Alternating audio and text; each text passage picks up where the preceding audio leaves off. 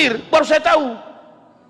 Wal dan munafikin, orang-orang munafik. Berarti kalau kufar ini kafir, munafikin ditujukan kepada Muslim. Orang-orang yang mengaku beriman, mengaku Islam, tapi bekerja sama dengan kafir. Ini masalah yang terjadi. Dia pikir saya ini masuk Islam hanya seperti mu'alaf. Saya bukan, dari dulu nggak suka ngaku mu'alaf. Karena mu'alaf itu orang yang masuk Islam karena dibujuk hatinya. Karena dia mau kawin atau tetangganya mayoritas Muslim, dia seperti apa itu namanya, gurita. Gurita di batu putih, putih di batu merah. Kami dulu waktu masih Kristen memang fanatis. Bahkan saya bukan pendeta yang bertugas memimpin jemaat, tetapi saya yang mempendetakan para pendeta. Jadi saya adalah datu mbahnya kafir. Dari susunan kitab-kitab inilah ada satu orang di sini namanya Bambang Nurseno. Dia bicara di YouTube pakai istilah Islam juga. Alhamdulillah katanya, kami sudah menemukan Injil asli di Israel. Tanyakan sama Nursena, kalau Anda sudah menemukan Injil asli tentang perjalanan dakwah Nabi Isa, lalu bagaimana dengan sebuah buku yang ditulis seorang penulis Amerika yang berjudul The Dead Sea Scrolls? Kitab mereka bukan Taurat. Kitab mereka adalah Talmud. Kita di Indonesia ini menganggap orang Yahudi kitabnya Taurat. Taurat dulu nenek moyang Yahudi. Perhatikan baik-baik, saya jelaskan ini. Jadi Taurat itu tidak diwariskan kepada anak cucu Israel. Karena meninggalnya Musa, sepeninggalnya Musa, wafatnya Musa, Taurat itu raib. Sebelum kita lanjut, jangan lupa like, subscribe, dan nyalakan loncengnya agar tidak ketinggalan info terbaru lainnya terkini. Semoga bermanfaat. Jangan nanti last one, jangan nanti terakhir. Perjuangan itu dari awal. Bertarung habis-habisan kita. Pernah nonton bola kaki kan?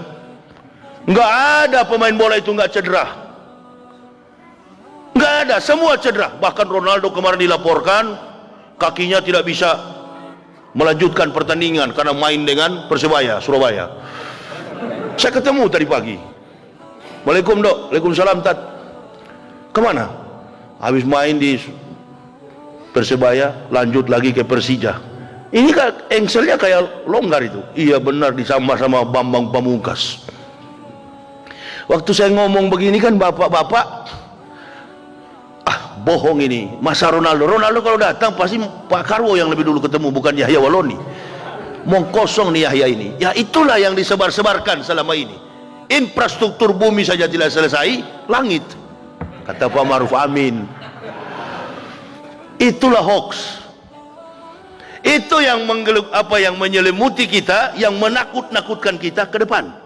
Jadi dia yang berbohong, dia yang membalik persoalan itu.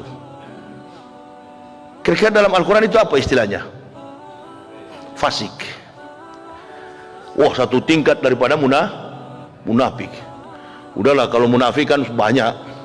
Makanya Buya Hamka bilang, kalau mau cari Muslim, tunggu nanti setiap tahun itu di lapangan sholat Aid, Idul Fitri, Idul Adha. Tuh ada tuh banyak Muslim. Biar nggak puasa pura-pura. Pakai baju koko lagi, datang ke lapangan. Nah, itu banyak Muslim. Tapi kalau mau cari mukmin, datanglah ke setiap majelis-majelis ilmu. Begini-gini, Muslim, mukmin ini. Baru siapa? Oh, berarti ada 3 kategori dalam Islam itu. Ada mukmin, ada muslim, ada munafikun. Ada muslim, ada mukmin, ada munafik.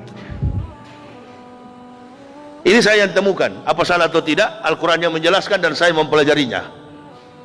Nabi diperintahkan oleh Allah untuk berperang melawan orang-orang munafik. Karena munafik ini pasangannya kafir. Ya ayuhan nabiyyu jahidil kufara wal munafikin waqlus alaihim wa ma wahum jahannamu wa bi'sal masir. Wahai Nabi, wahai Muhammad, berjihadlah, berjuanglah, berperanglah melawan orang-orang kupar.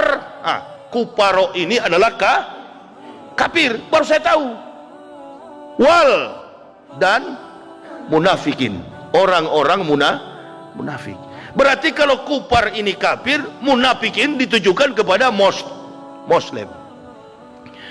Orang-orang yang mengaku beriman, mengaku Islam, tapi bekerja sama dengan kafir. Ini masalah yang terjadi. Jadi nggak usah lah, kalau ustadz itu nggak usah putar sana, putar sini. Kalau sudah tahu, suruh berjamaah pilih Prabowo, nggak usah gantung-gantung. Takut katanya, nggak usah begitu. Kalau gereja juga pakai toa, sama pilihannya. Begini juga frontalnya gereja itu, ekstrimnya gereja. Cuman kan gereja nggak pakai toa, jadi nggak kedengaran kita kalau dia pidato. Padahal di dalam Jokowi semua itu. Oh iya, saya tahu kok, saya dari sana. Disuruh, kenapa? Kafir, orang kafir yang menolak beriman kepada Allah. Munafik adalah bagian daripada kita yang mengaku beragama Islam. Saya pikir orang munafik itu orang kafir. Oh tidak, ternyata dalam Al-Quran. Kafir ya kafir, menolak, nggak mau percaya kepada Muhammad, tidak mau beriman kepada Allah. Itu kafir. Tapi yang munafik ini yang sudah beriman, tahu dia. Coba kalau nggak ada munafik, nggak perlu kampanye Pak Prabowo, menang 100%. Karena kafir itu cuma berapa persen di Indonesia. Silakan kalian semua ke sana. Tapi ada juga kafirun yang pro Prabowo. Jangan soal politik ini Ustadz, nggak bisa, itu tetap disampaikan. Bagaimana tidak disampaikan? Bukan dakwah itu. Bukan dakwah. Saya juga bukan mu'alaf kok, sudah 12 tahun bagaimana. Mu'alaf itu hanya 24 bulan. Kalau sudah begitu bukan mu'alaf. Atau ibu bapak merasa lebih bangga, lebih tahu dari saya? Enggak, ibu bapak kelasnya kalah dengan saya. Kelasnya kalah, ibu bapak jauh. Pernah saya ceramah 10 tahun lalu di masjid apa sini? Al-Falah. Darmo. Saya bilang begini, ada yang protes. Jangan, Anda itu kan baru masuk Islam. Tersinggung. Baguslah, masih ada malu. Dia pikir saya ini masuk Islam hanya seperti mu'alaf. Saya bukan, dari dulu nggak suka ngaku mu'alaf. Karena mu'alaf itu orang yang masuk Islam karena dibujuk hatinya. Karena dia mau kawin atau tetangganya mayoritas Muslim, dia seperti apa itu namanya, gurita. Gurita di batu putih, putih di batu merah, merah di batu hijau, hijau. Itu Ruth Sitompul, begitu kan? Nanti besok Prabowo jadi presiden, dia merapat lagi Prabowo, puji lagi Prabowo. Banyak model begitu di Indonesia. Ada satu lagi yang sorbannya melintang ke atas itu. Allahu Akbar. Ketua Mubalik seluruh Indonesia. Innalillahi. Ketua Mubalik tapi nggak pernah ceramah di masjid. Memang pembohong kelas berat. Mokhtar Ngabulin itu. Entah sekarang sudah dipecat Jokowi atau gimana itu. Masalahnya sudah nggak muncul di publik. Jadi kami bukan mu'alaf. Kalau mu'alaf orang yang dibujuk. Kami nggak ada yang bujuk. Kami dulu waktu masih Kristen memang fanatis. Bahkan saya bukan pendeta yang bertugas memimpin jemaat, tetapi saya yang mempendetakan para pendeta. Jadi saya adalah datu mbahnya kafir. Ini dokumen saya mempendetakan para pendeta. Saya sengaja membukukannya karena terlalu banyak fitnah. Saya bukan Saifuddin Ibrahim, bukan Yusuf Roni yang murtad dari agama Islam lalu membawa-bawa nama bekas ustadz. Nggak percaya saya kalau ada ustadz murtad, itu nggak percaya. Ustadz itu nggak pernah murtad. Pendeta masuk Islam banyak pendeta masuk Islam. Di zaman para nabi sudah banyak. Di zaman para sahabat sudah banyak pendeta ahli kitab masuk Islam. Bahkan yang paling tahu rahasia tentang Islam itu adalah ahli-ahli kitab. Dari mana mereka tahu?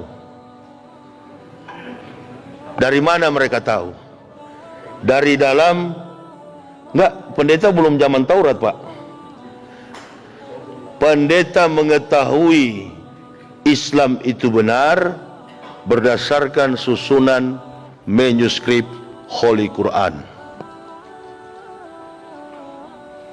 Ini sejarah. Di zaman Musa, Allah memberikan kitab Taurat. Taurat itu bukan dalam bentuk buku. Taurat itu tertulis di atas 2 loh batu, 5 and 5, yang disebut dengan the 10 commandments, 10 perintah bagi Bani Israel. Di dalam isi 10 perintah itu disebut dengan Torah. Dalam studi teologi Kristen itu, Old Testament, perjanjian lama, disebut dengan Tenach, Torah, Nebiim, Ketubim. Torah adalah kitab Taurat, Nebiim itu kitab nabi-nabi, Ketubim itu kitab syair. Dari susunan kitab-kitab inilah ada satu orang di sini namanya Bambang Nurseno. Dia bicara di YouTube pakai istilah Islam juga. Alhamdulillah katanya, kami sudah menemukan Injil asli di Israel. Tanyakan sama Nursena, kalau Anda sudah menemukan Injil asli tentang perjalanan dakwah Nabi Isa, lalu bagaimana dengan sebuah buku yang ditulis seorang penulis Amerika yang berjudul The Dead Sea Scrolls, naskah laut mati, gulungan naskah laut mati. Apa kesimpulan dari buku itu? Ditulis di dalamnya bahwa Injil yang asli itu, kata Yahudi, disimpan ke dalam dasar laut mati. Kira-kira ada nggak orang bisa berenang, nyelam, diving ke laut mati? Garamnya nggak ada. Mau pecah kertas telinga kita ini, habis oksigen kita, saking kadar garamnya tinggi. Inilah, saya meneliti ke sana. Ada 3 agama besar di dunia, Yudaisme, Kristen, dan Islam. Lalu Profesor Dr. Willy Lolowang, dosen pembimbing saya, Belanda Manado, dia katakan, pulang kita. Kenapa pulang, Prof? Jangankan kita ini satu tim, sedangkan Tuhan saja Yahudi tipu. Mana mungkin ada? Kalau ada, kenapa disimpan di laut mati? Berarti tidak bisa, ini omong kosong. Jadi yang ada yang mereka temukan di Israel itu bukan di laut mati, di Goa Qumran.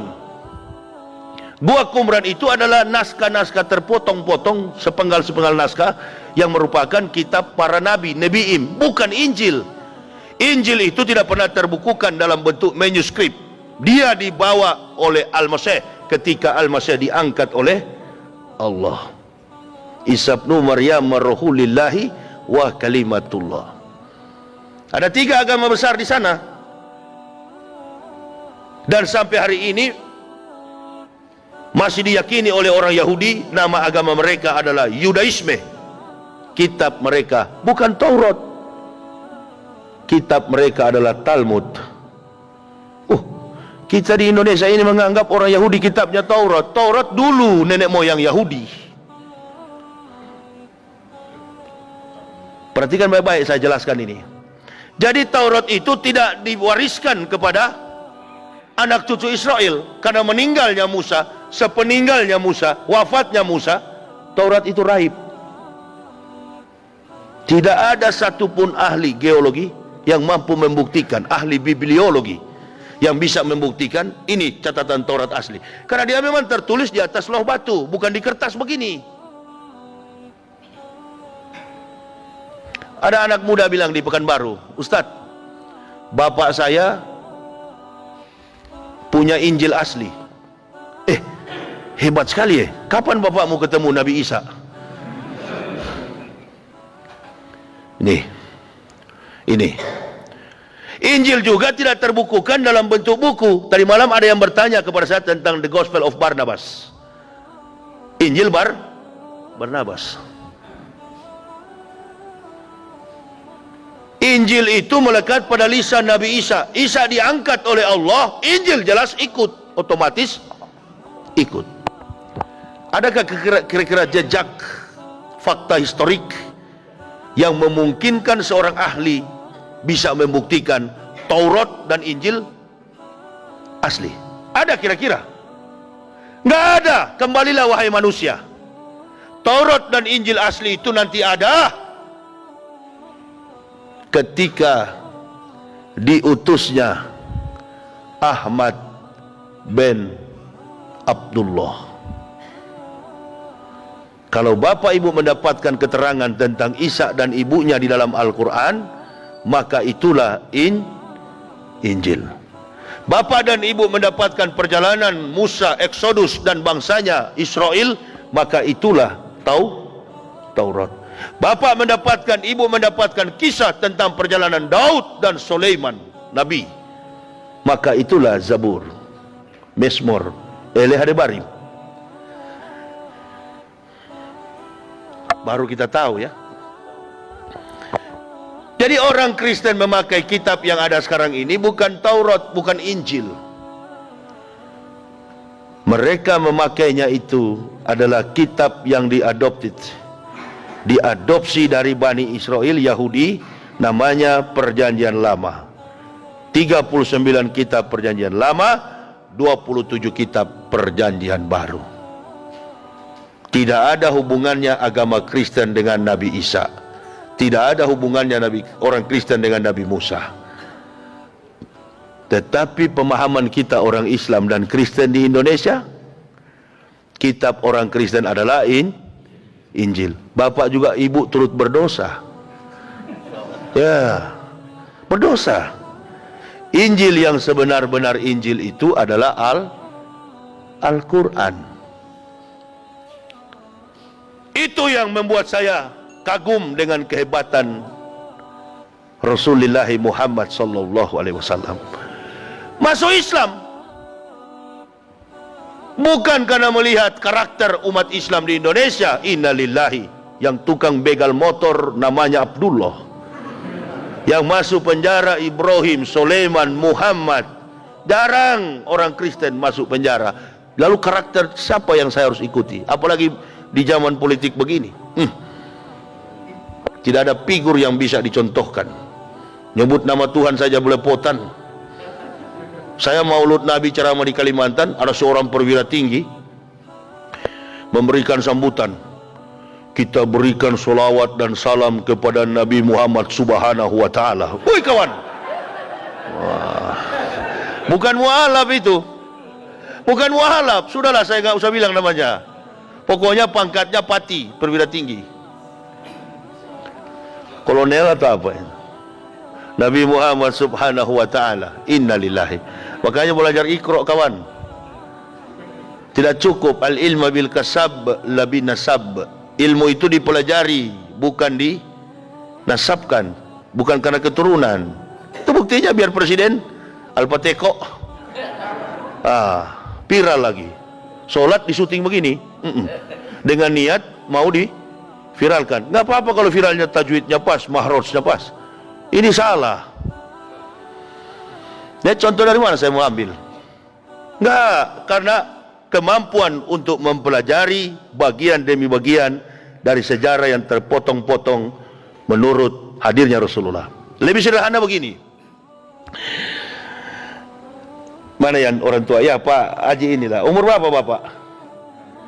65. Memori manusia itu paling kuat 20 tahun ya. Kira-kira 65 tahun yang lampau, ada yang Bapak ingat secara detail? Nggak ada salahnya. Pokoknya rentetan sejarahnya historik, faktualis, sistematis, kontekstualis, dan rasional. Artinya Bapak ingat peristiwa 65 tahun lalu, bisa nggak Bapak? Nggak mampu. Saya ketemu teman lama, ente lupa Ustaz, kita mandi di sungai, saya sembunyi celanamu. Kapan? Masa lupa waktu kita kecil di kampung? Allahu Akbar. 35 tahun yang lalu rupa-rupanya. Memori saya sudah nggak kuat. Jarak antara Musa dengan Isa 3.500 tahun, Isa dengan Rasul SAW 576 tahun.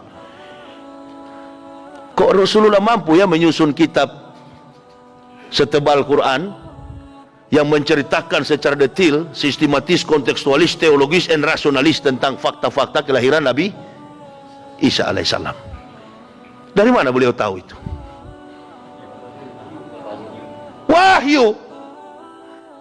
Coba tanya, ada yang bergelar S3 di sini? Orang yang bergelar S3, bukan S3 Ngabalen. Orang yang menyusun skripsi, tesis, dan disertasi.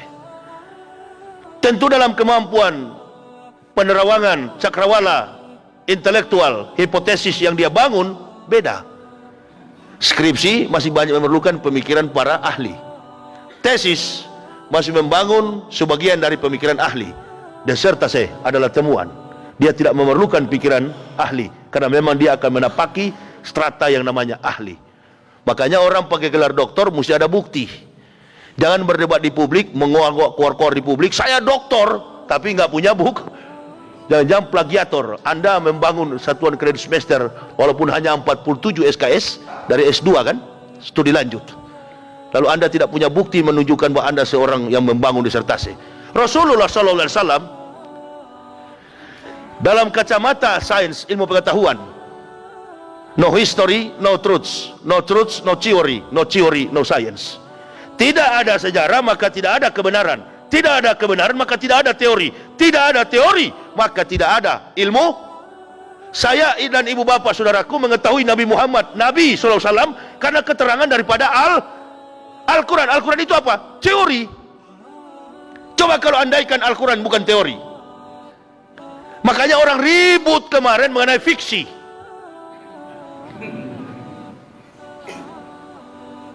Robert Darwin bilang begini, manusia dari monyet.